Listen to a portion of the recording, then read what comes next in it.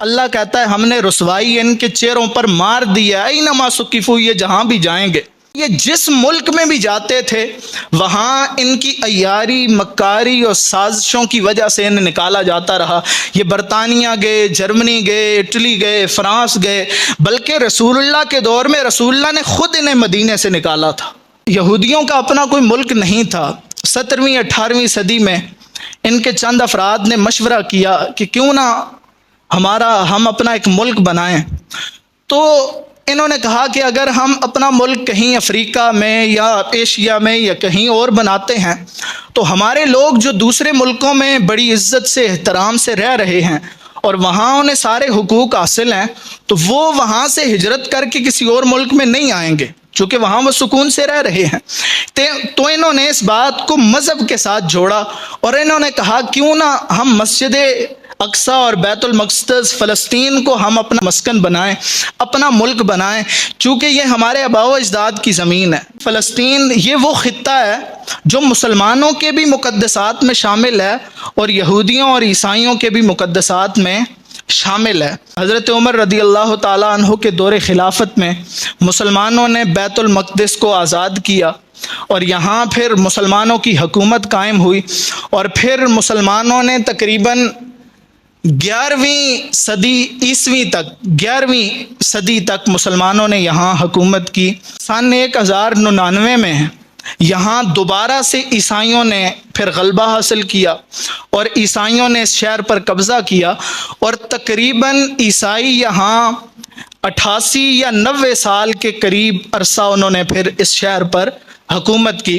اور پھر اس کے بعد 12ویں صدی میں 1187 عیسوی میں یعنی 12ویں صدی میں یہاں پھر سلطان صلاح الدین ایوبی نے دوبارہ اس شہر کو آزاد کیا اور غلبہ حاصل کیا۔ سلطان صلاح الدین ایوبی یہ وہ شخصیت ہیں جو کہ انتہائی نیک دل اور انتہائی رحم دل شخص تھے۔ جب انہوں نے بیت المقدس کو آزاد کیا تو 16 جنگیں انہوں نے بیت المقدس کی آزادی کے لیے لڑی تھی، 16 جنگیں۔ لیکن جب یہ بیت المقدس میں داخل ہوئے انہوں نے عیسائیوں کو کہا کہ یہ مقدس شہر ہے، ہمارے لیے بھی مقدس ہے، تمہارے لیے بھی مقدس ہے، لہٰذا یہاں میں خون ریزی نہیں چاہتا، میں نہیں چاہتا یہاں خون ریزی ہو۔ اور عیسائیوں نے پھر، چونکہ عیسائی اس وقت مغلوب ہو گئے تھے، مسلمان غالب ہو گئے تھے، عیسائیوں نے پھر مسلمانوں کے ساتھ معاہدہ کیا اور انہوں نے فدیہ ادا کیا۔ انہوں نے فدیہ، جو ان کے کمزور لوگ تھے ان کا فدیہ سلطان صلاح الدین ایوبی نے اپنی جیب سے ادا کیا، جو غریب تھے، اور جو نہیں ادا کر سکتے تھے، جو باقی تھے، انہوں نے ویسے ہی چھوڑ دیا، لیکن بیت المقدس کے اندر انہوں نے خون ریزی نہیں کی۔ اور یہی عیسائی قوم آپ ان کی تاریخ دیکھیں، جب انہوں نے سن 1099 کے اندر بیت المقدس پر غلبہ حاصل کیا تو 70,000 مسلمانوں کا خون انہوں نے بیت المقدس میں ایک دن کے اندر بہایا۔ 70,000 مسلمانوں کا، زمین پر مسلمانوں کا خون اس قدر بہہ رہا تھا کہ گھوڑے چلتے ہوئے پھسل رہے تھے، اس قدر مسلمانوں کا خون انہوں نے بہایا۔ لیکن جب مسلمان حاکم آیا تو اس نے بیت المقدس کے اندر خون نہیں بہایا۔ تو انسانیت تو یہ ہے۔ 1969 کے اندر 3-3.5 گھنٹے تک یہودیوں نے مسجد اقصی کے اندر آگ لگائی اور اس آگ کے اندر وہ ممبر بھی خاکستر ہو گیا۔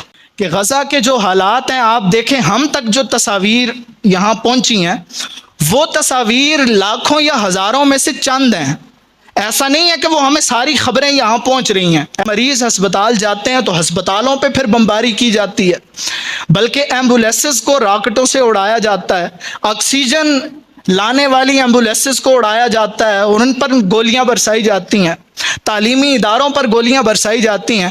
مجھے اس بچی کی بات یاد آتی ہے اور یہ بات ہمیشہ میرے کانوں میں کھٹکتی رہتی ہے جب سے میں نے سنا تھا۔ غزہ کی بچی تھی، چہرہ گرد آلود تھا اور جسم جو ہے وہ زخموں سے چور تھا، اور اس نے کہا تھا میں رب کو جا کے تمہاری شکایت لگاؤں گی۔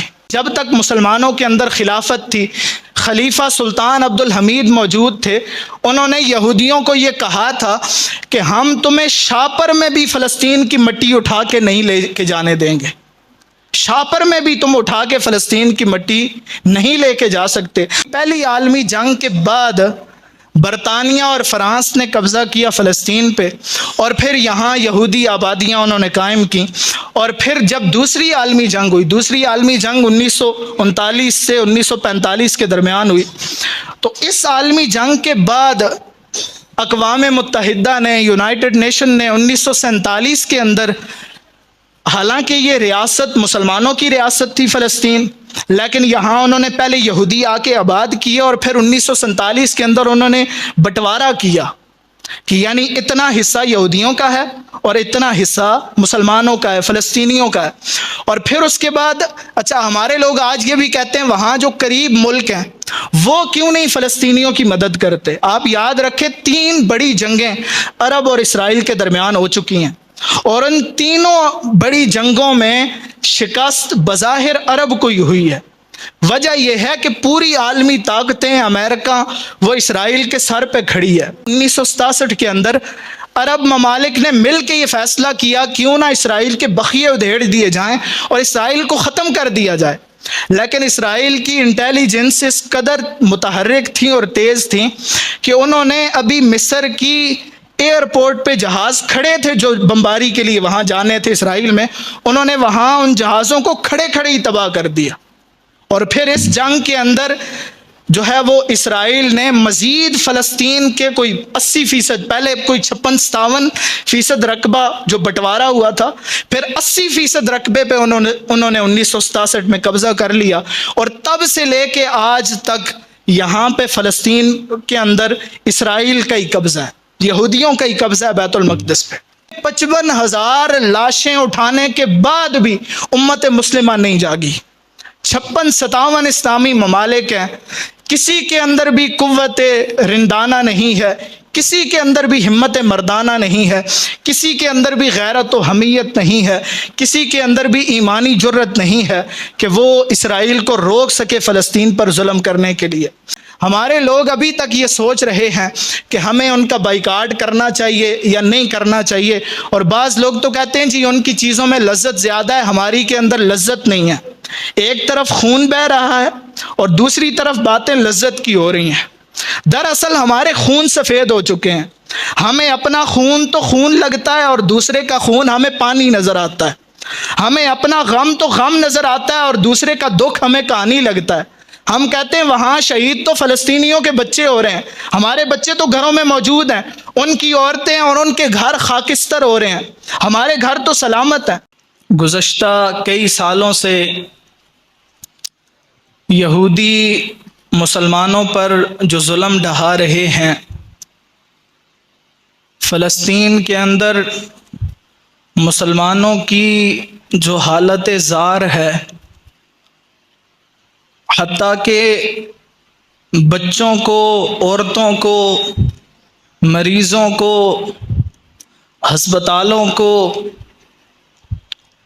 اور مریضوں تک دوائیاں اور آکسیجن پہنچانے والی ایمبولینسز کو بھی نہیں بخشا جا رہا۔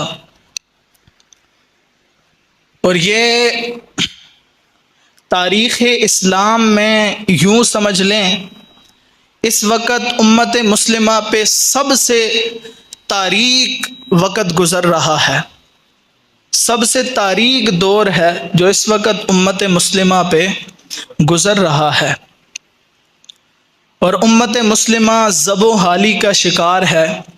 ہمارے حکمران بزدلی کی تصویر بنے ہوئے ہیں، عوام کے اندر جوش و خروش کثرت سے پایا جاتا ہے، اور عوام کو اگر موقع ملے تو عوام کے جذبات انتہائی بلند و بالا ہیں، لیکن 56-57 اسلامی ممالک میں سے کسی بھی ایک ملک کے اندر ہمت مردانہ نہیں ہے، جرت رندانہ نہیں ہے، فراست مومنانہ نہیں ہے، ایمان والی غیرت اور حمیت موجود نہیں ہے۔ وہ کسی نے کہا تھا کہ حمیت گئی تیمور کے گھر سے تو وہی بات ہے، غیرت اب مسلمانوں کے اندر سے، ہمارے حکمران کے اندر سے چلی گئی ہے، اور غیرت ہے بڑی چیز جہان تگ و دو میں، پہناتی ہے درویش کو تاج سرے دارا۔ یہ غیرت وہ چیز ہے جس نے مٹھی بھر مسلمانوں کو پوری دنیا پہ عروج اور غلبہ عطا فرمایا تھا۔ ان مسلمانوں کے اندر کیا تھا جو بدر میں ایک عالمی طاقت کے سامنے آ کے کھڑے ہو گئے، جنہوں نے احد کے اندر ڈٹ کے مقابلہ کیا، جنہوں نے غزوہ خیبر لڑا، جنہوں نے دیگر سارے غزوات لڑے، ان کے اندر کیا تھا؟ صرف اور صرف ان کے اندر غیرت تھی، ایمانی غیرت اور ایمانی قوت تھی۔ اور پھر اقبال نے وہ بھی کہا، اقبال کہتا ہے کہ مٹایا کیسر و کسریٰ کے استبداد کو جس نے، وہ کیا تھا؟ کہتا ہے مٹایا کیسر و کسریٰ کے استبداد کو جس نے، وہ کیا تھا؟ کہتا ہے وہ تھا زور حیدر، فقر بوذر، صدق سلیمانی۔ اقبال کہتا ہے کہ کیسر و کسریٰ کے استبداد کو جس نے مٹایا ہے وہ حضرت علی جیسی شجاعت تھی ان مسلمانوں کے اندر، وہ حضرت ابو ذر جیسا فقر تھا، حضرت سلمان جیسی جو ہے وہ ان کے اندر صدق تھا، سچائی تھی۔ مٹھی بھر مسلمان تھے، لیکن اللہ نے ان مسلمانوں کو پھر پوری دنیا پہ غلبہ عطا فرمایا۔ تو یہودیوں کے حوالے سے گفتگو ہو رہی تھی۔ دیکھیں قرآن ہمیں یہ بات بتاتا ہے کہ اسلام کے جو سب سے زیادہ مخالف لوگ ہیں وہ یہودی ہیں۔ قرآن کہتا ہے کہ لَتَجِدَنَّ أَشَدَّ النَّاسِ عَدَاوَةً لِلَّذِينَ آمَنُوا الْيَهُودَ وَالَّذِينَ أَشْرَكُوا۔ قرآن کہتا ہے تم جن لوگوں کو اسلام کے سب سے زیادہ مخالف پاؤ گے، قرآن کہتا ہے وہ یہودی ہیں۔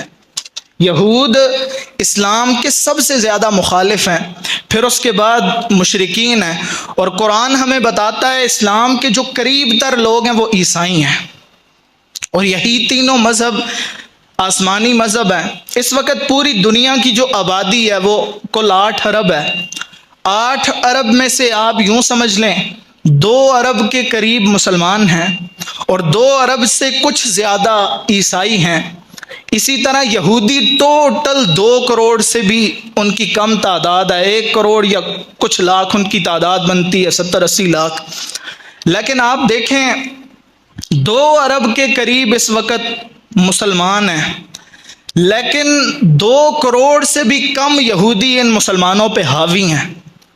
اس کی اگر آپ وجہ دیکھیں تو قرآن کی وہ بات ہی ہمیں نظر آتی ہے۔ قرآن کہتا ہے یا ایھا الذین آمنوا لا تتخذوا اليہود والنصارى اولیاء بعضهم اولیاء بعض۔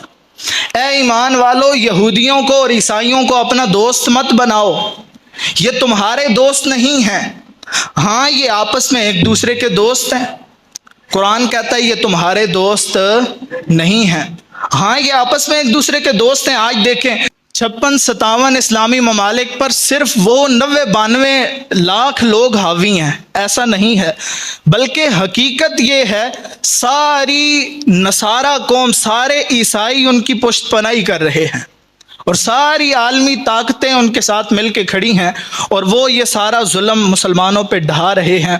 ویسے قرآن نے یہودیوں کے بارے میں ہمیں یہ بتایا ہے کہ ضربت علیہم الذلہ، قرآن کہتا ہے ہم نے رسوائی ان پر، اللہ کہتا ہے ہم نے رسوائی ان کے چہروں پر مار دی ہے، اینما ثقفوا، یہ جہاں بھی جائیں گے۔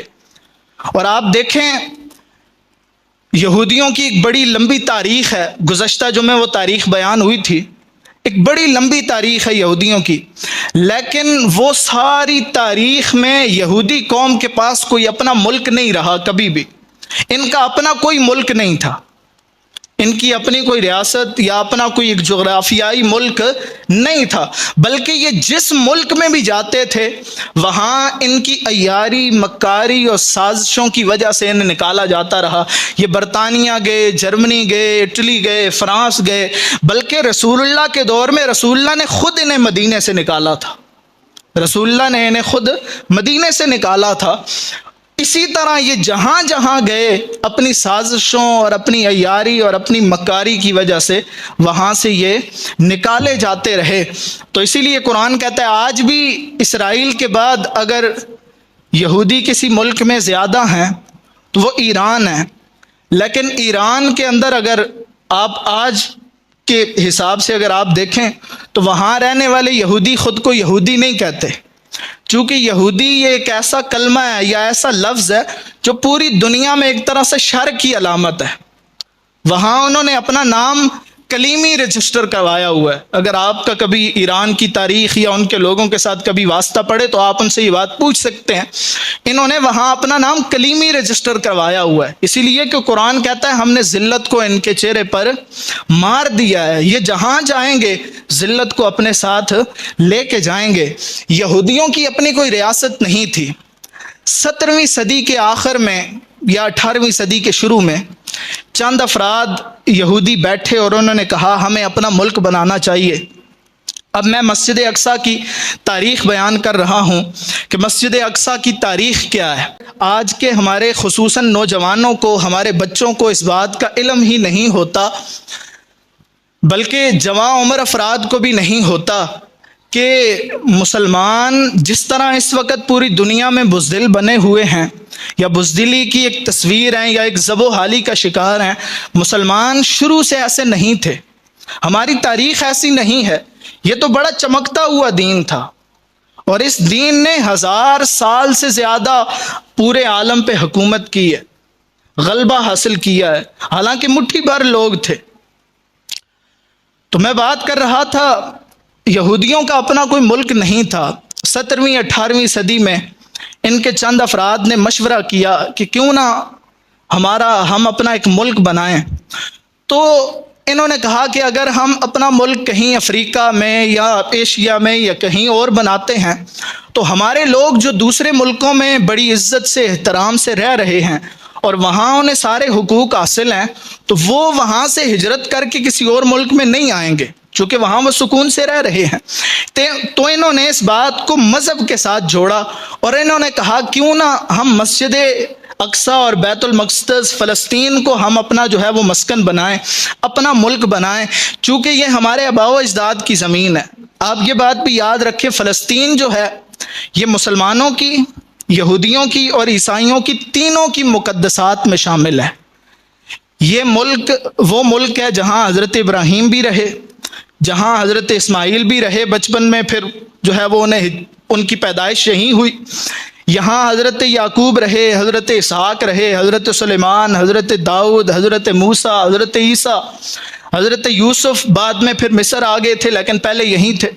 تو یہ سارے جتنے بھی انبیاء ہیں، حضرت عیسیٰ عیسائیوں کے نبی ہیں اور باقی حضرت سلیمان ہیں، حضرت داؤد ہیں، حضرت یعقوب ہیں، جن کے لقب پہ اسرائیل خود کو بنی اسرائیل کہتے ہیں۔ حضرت اسرائیل جو ہے یہ حضرت یعقوب کا لقب تھا اور یہ خود کو اب بنی اسرائیل کہتے ہیں، یعنی اسرائیل کی اولاد۔ تو یہ جو جگہ تھی فلسطین، یہ وہ خطہ ہے جو مسلمانوں کے بھی مقدسات میں شامل ہے اور یہودیوں اور عیسائیوں کے بھی مقدسات میں شامل ہے۔ حضور صلی اللہ علیہ وآلہ وسلم نے اپنی حیات مبارکہ میں اس خطے کی آزادی کی بشارت صحابہ کو عطا فرما دی تھی۔ فرمایا تھا کہ یہ خطہ آزاد ہو جائے گا، اور پھر 15ویں ہجری کے اندر اور پھر 16ویں ہجری کے اندر مکمل جو ہے وہ کنٹرول یہاں مسلمانوں کا قائم ہوا۔ حضرت عمر رضی اللہ تعالیٰ عنہ کے دور خلافت میں مسلمانوں نے بیت المقدس کو آزاد کیا اور یہاں پھر مسلمانوں کی حکومت قائم ہوئی، اور پھر مسلمانوں نے تقریباً 11ویں صدی عیسوی تک 11ویں صدی تک مسلمانوں نے یہاں حکومت کی۔ سن 1099 میں یہاں دوبارہ سے عیسائیوں نے پھر غلبہ حاصل کیا اور عیسائیوں نے اس شہر پر قبضہ کیا، اور تقریباً عیسائی یہاں 88 یا 90 سال کے قریب عرصہ انہوں نے پھر اس شہر پر حکومت کی۔ اور پھر اس کے بعد 12ویں صدی میں 1187 عیسوی میں یعنی 12ویں صدی میں یہاں پھر سلطان صلاح الدین ایوبی نے دوبارہ اس شہر کو آزاد کیا اور غلبہ حاصل کیا۔ اور آپ کی اطلاع کے لیے عرض ہے، سلطان صلاح الدین ایوبی یہ وہ شخصیت ہیں کہ جو کہ مسلمان تو انہیں اچھا کہتے ہی کہتے ہیں، ان کی تعریف کرتے ہی کرتے ہیں، لیکن یہودی اور عیسائی بھی ان کی تعریف کرتے ہیں۔ یہ بڑے بہادر تھے، بڑے جواں ہمت تھے۔ ان سے کسی شخص نے ایک دن پوچھا کہ ہم نے آپ کو کبھی مسکراتے نہیں دیکھا، آپ مسکراتے نہیں ہیں۔ تو انہوں نے کہا میں کیسے مسکرا سکتا ہوں جبکہ بیت المقدس عیسائیوں کے قبضے میں ہے، وہ ان کے قبضے میں ہو۔ اور سلطان صلاح الدین ایوبی مسکراتا پھرے، یہ نیا لباس بھی نہیں پہنتے تھے، حالانکہ امیر تھے، کئی ریاستوں کے جو ہے وہ مالک تھے، امیر تھے ان کے، اور بڑا مال و دولت تھا ان کے پاس، ان کے بھائیوں کے پاس، لیکن نیا لباس نہیں پہنتے تھے۔ اور پھر انہوں نے نیا لباس اس دن پہنا جب انہوں نے بیت المقدس کو آزاد کیا تھا۔ انہوں نے نیا لباس تب پہنا تھا جب انہوں نے بیت المقدس کو آزاد کیا تھا۔ آج تو یورپ انسانیت کے اور اخلاقیات کے بڑے درس دیتا ہے، اور ہمارے لوگ بڑی جلدی ان کی طرف متوجہ ہوتے ہیں، حالانکہ میں آپ کو بتاؤں ان کا جو اخلاقیات اور انسانیت کا درس ہے نا، یہ صرف یہاں تک ہی محدود ہے کہ اشارہ ایسے کراس کرنا ہے، ٹیکس پورا دینا ہے۔ جو چھوٹے چھوٹے چور ہیں نا، یہ انہیں پکڑتے ہیں، یعنی مسجد سے کسی نے چپل چرا لی تو اسے پکڑا جائے گا، لیکن جو بڑے چور ہیں، اب اسرائیل کس قدر بڑا چور ہے، فلسطین میں کیا کچھ کر رہا ہے، اقوام متحدہ، یونائٹڈ نیشن، سارے اپنی آنکھیں اور اپنی زبانیں بند کیے بیٹھے ہیں، سارے گونگے ہیں، کوئی نہیں بول رہا۔ تو ان کے قوانین بھی صرف جو ہے وہ چھوٹے چھوٹے لوگوں کے لیے ہیں، چھوٹی چھوٹی ریاستوں کے لیے ہیں۔ جو بڑی ریاستیں ہیں، طاقتور ریاستیں ہیں، وہ جو مرضی کریں وہ کرتی رہیں۔ آپ دیکھیں اس وقت پوری دنیا کے اندر کہیں بھی نہ عیسائیوں کا، نہ ہندوؤں کا، نہ یہودیوں کا، کہیں بھی کسی بھی قوم کا خون نہیں بہایا جا رہا، کسی بھی قوم کا کہیں بھی خون نہیں بہایا جا رہا۔ اگر خون بہایا جا رہا ہے، چاہے وہ فلسطین ہو، چاہے وہ برما ہو، چاہے وہ شام ہو، چاہے وہ عراق ہو، چاہے وہ کشمیر ہو، جہاں بھی بہایا جا رہا ہے وہ مسلمان کا خون بہایا جا رہا ہے۔ اور مسلمان کا خون اتنا آسان ہو چکا ہے، آج یہ اخلاقیات کا اور انسانیت کا درس دیتے ہیں لوگوں کو۔ لیکن میں آج کی خبر آپ کو بتاؤں، یمن کی ایک بندرگاہ پہ آج امریکہ نے حملہ کیا ہے، بمباری کی ہے، اور تقریباً 38 افراد کو وہاں انہوں نے ہلاک کیا ہے، اور 100 سے زیادہ افراد وہاں زخمی ہیں۔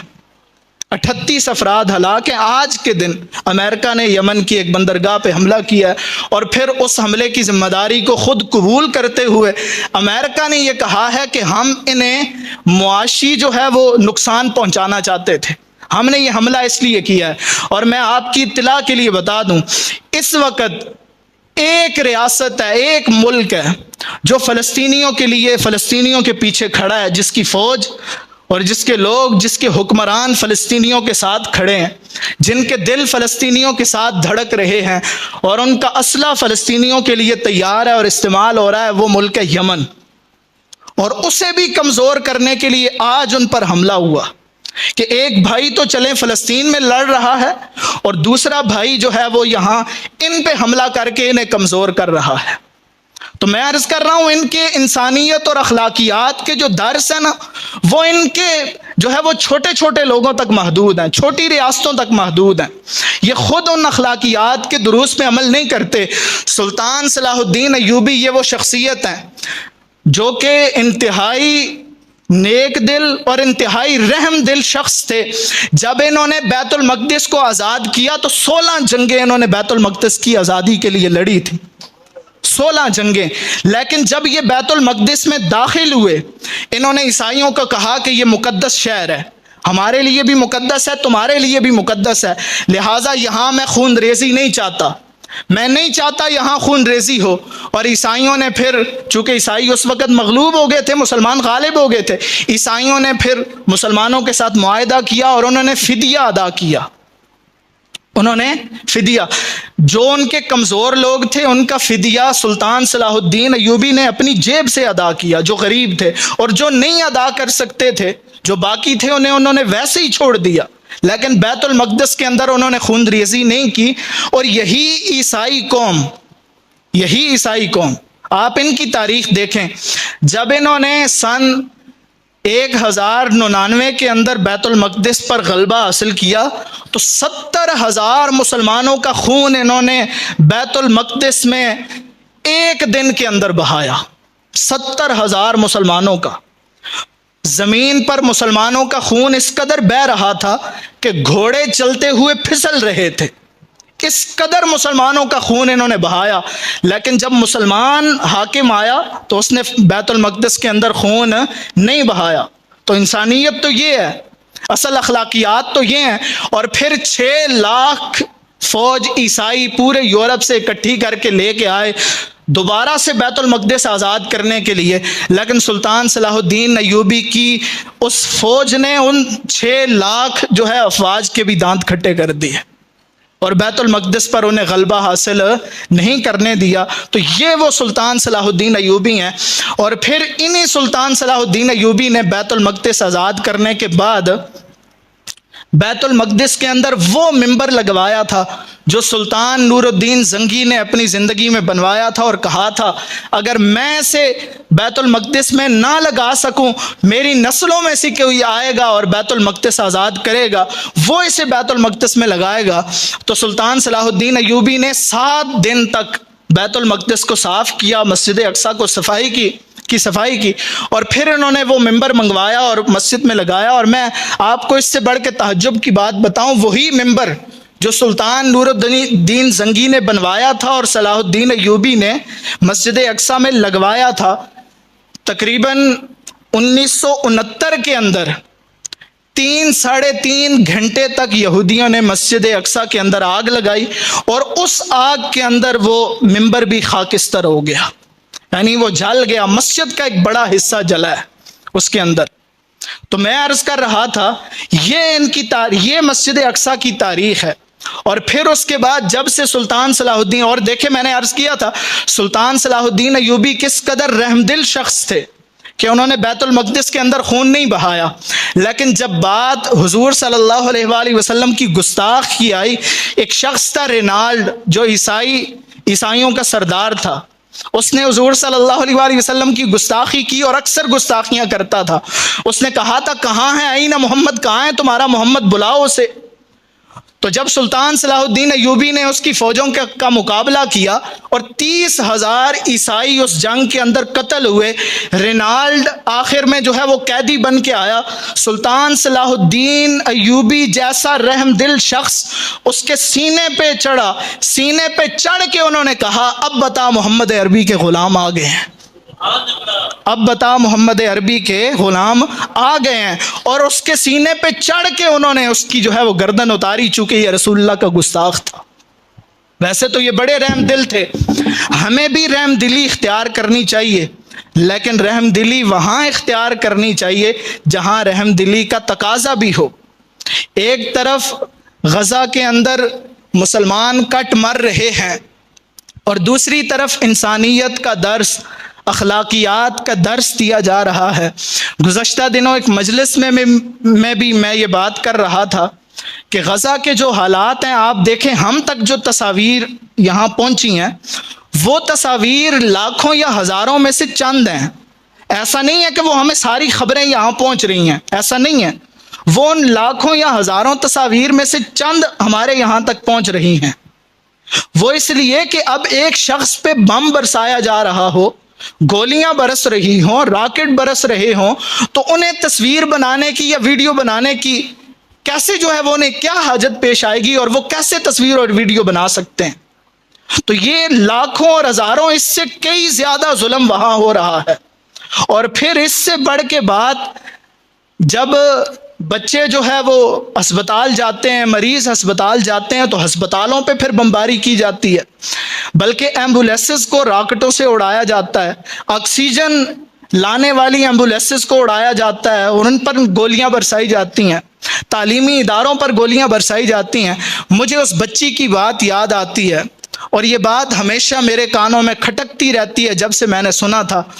اس بچی کا چہرہ گرد آلود تھا، فلسطین کی بچی تھی، غزہ کی بچی تھی، چہرہ گرد آلود تھا اور جسم جو ہے وہ زخموں سے چور تھا، اور اس نے کہا تھا میں رب کو جا کے تمہاری شکایت لگاؤں گی، میں رب کو جا کے تمہاری شکایت لگاؤں گی۔ میں نے کہا اس بچی کے شکایت لگانے کی ضرورت ہی نہیں ہے، اس بچی کا چہرہ ہی بتا رہا ہے گرد سے اٹا ہوا کہ ان پر جو ظلم ہو رہا ہے۔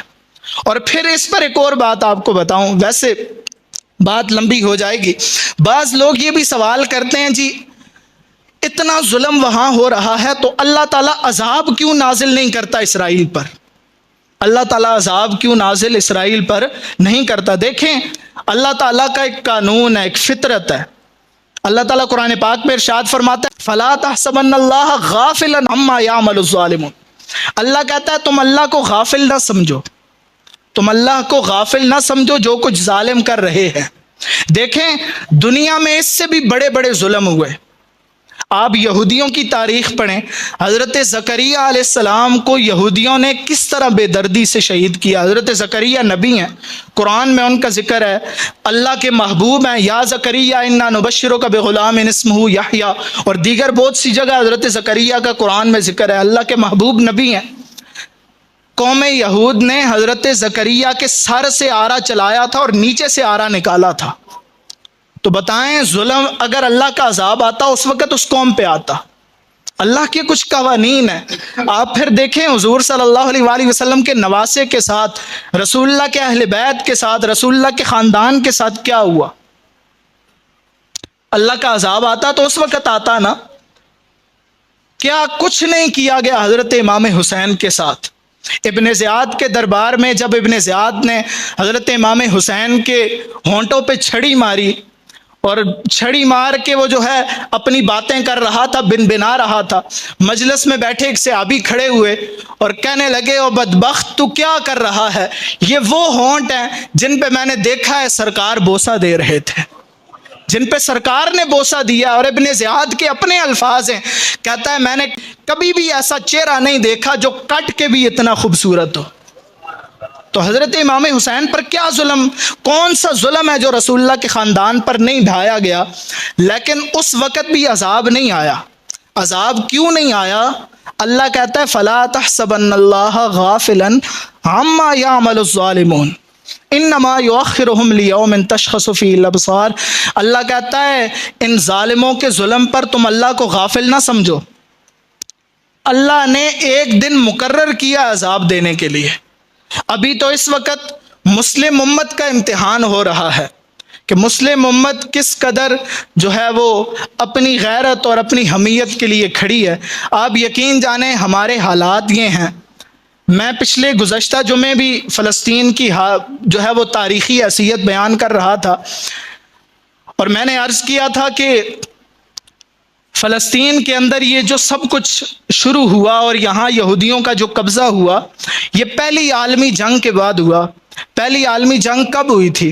1914 سے لے کے 1918 کے درمیان پہلی عالمی جنگ ہوئی تھی، اور جب تک یہاں خلافت قائم تھی، جب تک مسلمانوں کے اندر خلافت تھی، خلیفہ سلطان عبد الحمید موجود تھے، انہوں نے یہودیوں کو یہ کہا تھا کہ ہم تمہیں شاپر میں بھی فلسطین کی مٹی اٹھا کے نہیں لے کے جانے دیں گے، شاپر میں بھی تم اٹھا کے فلسطین کی مٹی نہیں لے کے جا سکتے۔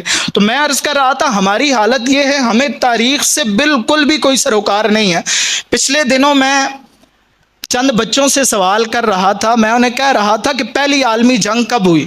بلکہ اس سے بھی بڑھ کے حیرت کی بات بتاؤں، ہمارے ایک دو دوست ہیں اور وہ اسکول ٹیچر ہیں، میں ان سے پوچھ رہا تھا آپ بتائیے جی پہلی عالمی جنگ کب ہوئی؟ آپ یقین جانیں ممبر پہ لفاظی نہیں ہیں، انہیں بھی نہیں پتا تھا پہلی عالمی جنگ کب ہوئی۔ یعنی اس قدر ہم حالات سے، ہمیں اپنے حالات کا پتہ ہی نہیں۔ ہم سمجھتے ہیں جی ہم ساری جو ہے وہ جب سے اسلام آیا تو ہم ایسے ہی بزدل تھے، ہم ایسے بزدل نہیں تھے، ہم ایسے بزدل شروع سے۔ یہ دین بڑا چمکتا ہوا دین ہے اور اللہ نے اس دین کو بڑی عزتیں عطا فرمائی تھی۔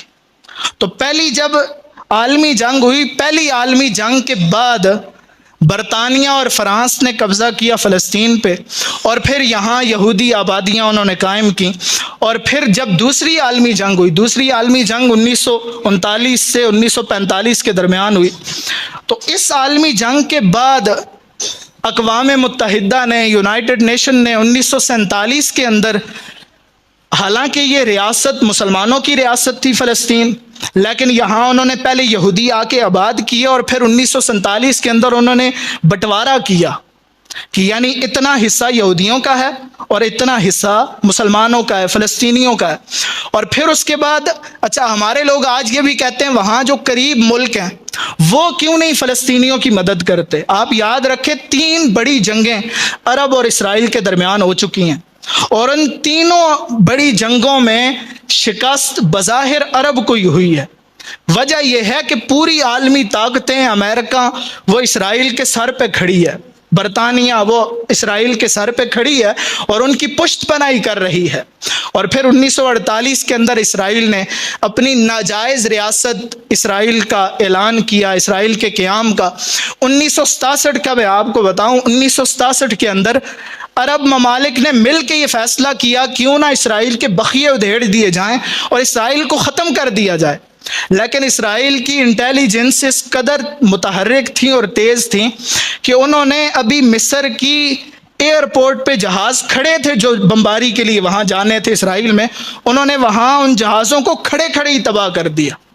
اور پھر اس جنگ کے اندر جو ہے وہ اسرائیل نے مزید فلسطین کے کوئی 80%، پہلے کوئی 56-57% رقبہ جو بٹوارا ہوا تھا، پھر 80% رقبے پہ انہوں نے 1967 میں قبضہ کر لیا، اور تب سے لے کے آج تک یہاں پہ فلسطین کے اندر اسرائیل کا ہی قبضہ ہے، یہودیوں کا ہی قبضہ ہے بیت المقدس پہ، تب سے لے کے آج تک۔ لیکن اس کے بعد فلسطینیوں نے بذات خود اپنی تئیں اس بات کا آغاز کیا، اس تحریک کا آغاز کیا کہ اب مسلم امت خاموش ہے، ہمیں خود کچھ کرنا چاہیے، اور آج تک فلسطینی اس میں کٹ مر رہے ہیں۔ 55,000 سے زیادہ فلسطینی اس کے اندر جو ہے وہ ابھی ان چند سالوں میں شہید ہوئے ہیں، جو گزشتہ شہید ہوئے ہیں انہیں چھوڑ کے 55,000، اور یہ 55,000 لاشیں اٹھانے کے بعد بھی امت مسلمہ نہیں جاگی۔ 56-57 اسلامی ممالک ہیں، کسی کے اندر بھی قوت رندانہ نہیں ہے، کسی کے اندر بھی ہمت مردانہ نہیں ہے، کسی کے اندر بھی غیرت و حمیت نہیں ہے، کسی کے اندر بھی ایمانی جرت نہیں ہے کہ وہ اسرائیل کو روک سکے فلسطین پر ظلم کرنے کے لیے۔ تو یہ سارے وہاں کے حالات ہیں جو گزشتہ جمعے بھی میں نے عرض کی ہے اور اس جمعے بھی میں نے عرض کی ہے، اور اب وقت جو ہے وہ اپنے اختتام کی طرف ہے۔ ہمارے لوگ ابھی تک یہ سوچ رہے ہیں کہ ہمیں ان کا بائیکاٹ کرنا چاہیے یا نہیں کرنا چاہیے، اور بعض لوگ تو کہتے ہیں جی ان کی چیزوں میں لذت زیادہ ہے، ہماری کے اندر لذت نہیں ہے۔ ایک طرف خون بہہ رہا ہے اور دوسری طرف باتیں لذت کی ہو رہی ہیں۔ دراصل ہمارے خون سفید ہو چکے ہیں، ہمیں اپنا خون تو خون لگتا ہے اور دوسرے کا خون ہمیں پانی نظر آتا ہے، ہمیں اپنا غم تو غم نظر آتا ہے اور دوسرے کا دکھ ہمیں کہانی لگتا ہے۔ ہم کہتے ہیں وہاں شہید تو فلسطینیوں کے بچے ہو رہے ہیں، ہمارے بچے تو گھروں میں موجود ہیں، ان کی عورتیں اور ان کے گھر خاکستر ہو رہے ہیں، ہمارے گھر تو سلامت ہیں۔ ہماری ایمانی غیرت اور ہمارا خون سفید ہو چکا ہے۔ آپ حضرات سے اتنی سی گزارش ہے کہ آپ ہر محاذ پہ آواز اٹھائیں، اتنی آواز اٹھائیں کہ کل ہمیں رسول اللہ کے سامنے شرمندہ نہ ہونا پڑے، کل ہمیں رسول اللہ کے سامنے شرمندہ، رسول اللہ کہیں ایک طرف میری امت کٹ رہی تھی اور دوسری طرف بائیکاٹ بھی تم سے نہیں ہوا، اور علماء نے جہاد کا فتویٰ دیا، تم ان پہ ہی گفتگو کرنے لگے کہ انہوں نے فتویٰ ٹھیک دیا یا نہیں ٹھیک دیا، اب اس کے بعد بچتا ہی کیا ہے؟ تو اللہ تعالی ہمارے حکمرانوں کو غیرت ایمانی نصیب فرمائے، اللہ ہمارے دلوں میں بھی غیرت ایمانی نصیب فرمائے۔ اپنے بچوں کو اس جنگ کے بارے میں بتائیں اور ان کی تیاری کریں، انہیں تیار کریں۔ دیکھیں ہم گلی محلوں کی جنگیں یاد رکھتے ہیں، اور وہ جنگ جو ہمیں یاد رکھنی چاہیے ہم اسے بھول گئے۔ 1920 کے اندر ایک یہودی جنرل گورڈ آیا تھا سلطان صلاح الدین ایوبی کی قبر پہ، اس نے لات مار کے کہا تھا کہ سلطان وی آر بیک، سلطان ہم واپس آ چکے ہیں۔ تو وہ یہ کون سی جنگ لڑ رہے ہیں؟ وہ ایک جو ہے وہ دھرنا دے رہے تھے، احتجاج کر رہے تھے، پروٹیسٹ، تو ان کے بینر پہ لکھا تھا خیبر واز یور لاسٹ چانس، خیبر تمہارا آخری چانس تھا۔ وہ والی جنگیں آج لڑ رہی ہیں ان کی اولادیں، ان کی اولادیں نہیں بھولی، بھول ہم گئے۔ اپنی اولادوں کو تیار کریں اور اپنی اولادوں کے اندر غیرت ایمانی پیدا کریں، ان کے اندر حمیت پیدا کریں۔ اللہ تعالیٰ مجھے اور آپ کو غیرت ایمانی نصیب فرمائے، اللہ ہماری اولادوں کو غیرت ایمانی نصیب فرمائے، ہمارے حکمرانوں کو غیرت ایمانی نصیب فرمائے، اللہ فلسطین کو آزاد فرمائے، اسرائیل کے چنگل سے اللہ انہیں آزادی نصیب فرمائے۔ وآخر دعوانا